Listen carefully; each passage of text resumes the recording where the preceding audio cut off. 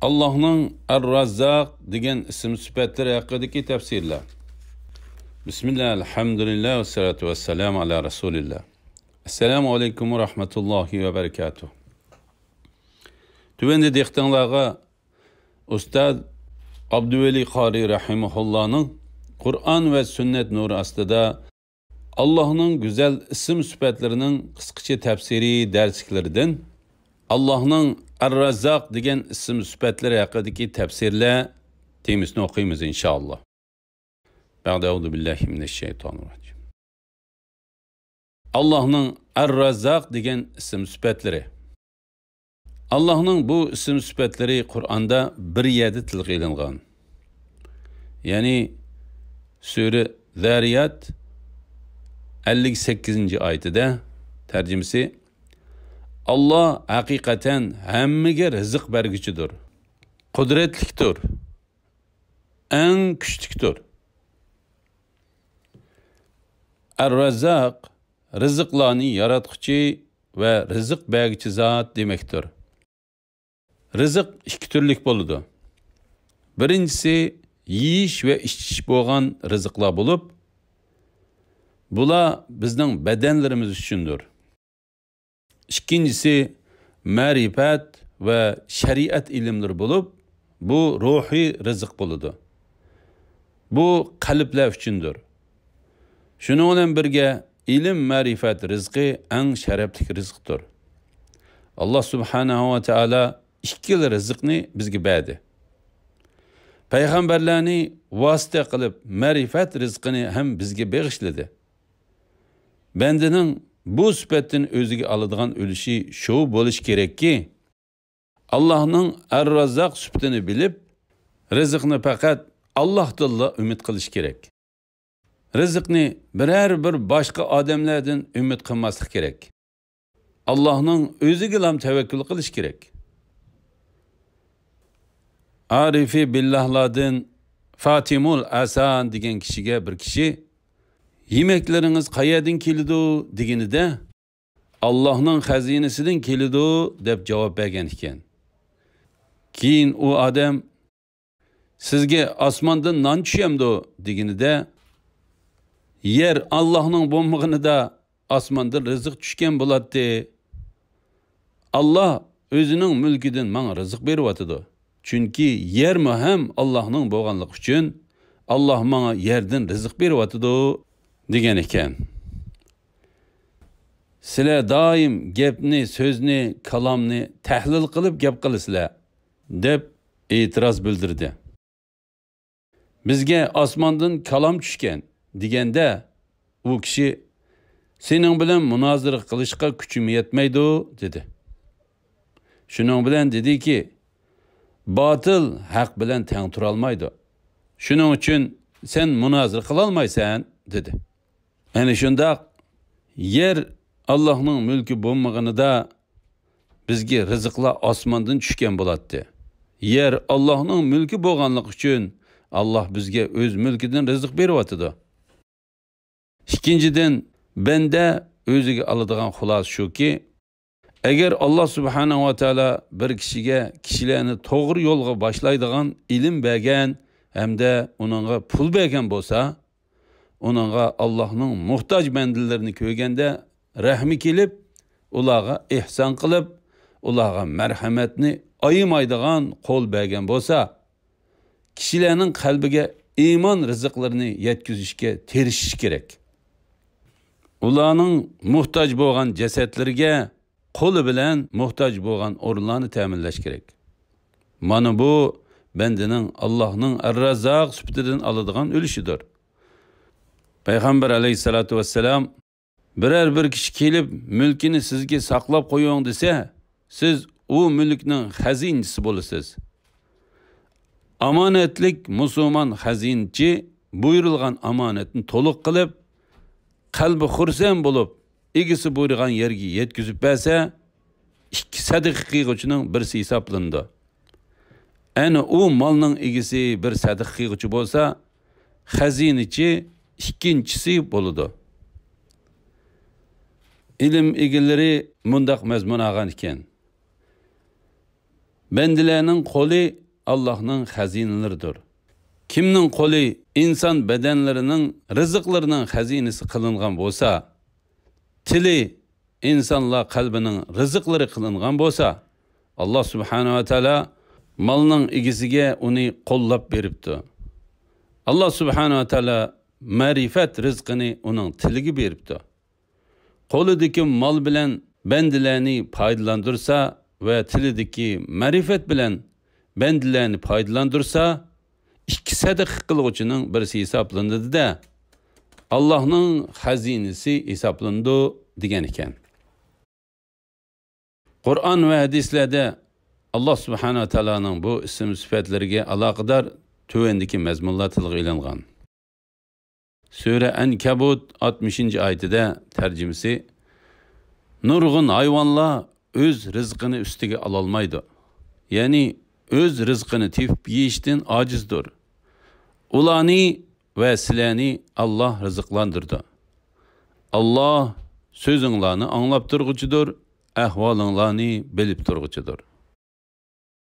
Sura Fatir 3-oyatida tarjimasi: Ey insanlar, Allah'ның sizlarga bergan ne'matini yod etinglar. Allohdan boshqa sizlarga osmondan va zamindan rizq berib turadigan yaratquchi bormi? Allohdan boshqa ibodatga loyiq hech ma'bud barhaq yo'qdir. Allohning ibodatidan qandoqmi bosh tortsizlar? Sura Nahl 71-oyatida tarjimasi: Allah sizlarning ba'zinglarni ba'zinglardan rizqda ustun qildi. Rizqda ustun qilinganlar o'zlarining rizqini barobar bo'lish uchun qo'l ostidagi qullarga bermaydi. Ular Allohning ne'matini inkor qilishamdi? Sura Isro 30-oyatida tarjimasi: Shubhisizki Rabbing xohlagan odamning rizqini keng qiladi, xohlagan odamning rizqini tor qiladi. Alloh haqiqatan bandalarni bütün ahvolini bilib turg'uchidir, ko'rib turg'uchidir. Sura Shura 27-oyatida tarjimasi: Agar Alloh bandalarning rizqini keng qilsa, ular albatta zaminda fitna fasod teriydi. Lekin Alloh xohlagan narsani o'lcham bilan tushirdi. Alloh haqiqatan bandalarning ahvolidan to'liq xabardordir, uni ko'rib turg'uchidir. Sura Saba 35-oyatida tarjimasi: Ular yana bizning mollarimiz va bollarimiz eng ko'p, biz azoblanmaymiz dedi. Sura Fajr 15-16-oyatlarda tarjimasi: Rabbi insonni sinab uni aziz qilsa va uningga ne'mat bersa, u Rabbim meni aziz qildi deydi. Rabbi insonni sinab rizqini tor qilsa, u Rabbim meni xor qildi deydi. Sura Mu'minun 72-oyatida tarjimasi: Yoki sen ulardan elchilikni yetkizganligingga haq talab qilamsan? Ya'ni ular shundoq gumon qilamdi. Rabbingning sana bergan ajri yaxshidir. Alloh rizq bergichilarning eng yaxshisidir. Sura Taloq 11-oyatida tarjimasi: Iymon etgan va yaxshi amallarni qilganlarni qorong'ulikdan nurga chiqarish uchun sizlarga Allohning ro'shan oyatlarini tilovat qilib beradigan payg'ambar avatdi. Kimiki Allohga iymon etadigan va yaxshi amal qiladigan, Alloh uni ostidan o'stanglar iqib turadigan jannatlarga kirgizadi. Ular jannatlarda mangu qoladi. Alloh ularga esil rizq, ya'ni jannatdagi rizq va ne'matlarni berdi. Sura Maida 114-oyatida tarjimasi: Maryam o'g'li Isa: Ey Rabbimiz Alloh, bizga ustida tamoq va dasturxon tushirgin. Bu kun bizlarga va bizning keyingilarga bayram bo'lib qolsin. U dasturxon sendan bizga qudretingni va payg'ambarligimni ko'rsatadigan bir mo'jiza bo'lib qolsin. Bizga rizq bergin. Sen rizq bergichilarning eng yaxshisisan, dedi. Sura A'rof 96-oyatida tarjimasi payg'ambarlarni inkor qilganlikdan halok qilingan shaharlarning aholisi iymon etgan va kufrdan, gunohlardan saqlangan bo'lsa edi, albatta ularni osmon zaminning farovonliklariga muyassar qiladi. Lekin ular payg'ambarlarni inkor qildi. Shunga ularni o'z qilmishlari tufaylidan halok qildik.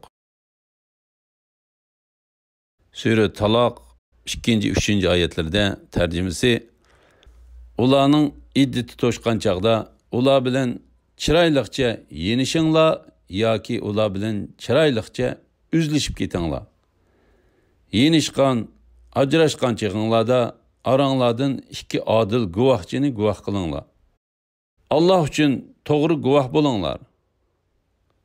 Buning bilan, ya'ni bu hukm bilan Allohga va oxirat kuniga iymon etgan kishiga va'z nasihat qilindi. Kimiki Allohdan qo'rqdi ekan, Allah uningga chiqish yo'li berdi. Allah uningga o'ylamagan yerdan rizq berdi. Kimiki Allohga tavakkul qilsa, Allah uningga kifoya qiladi.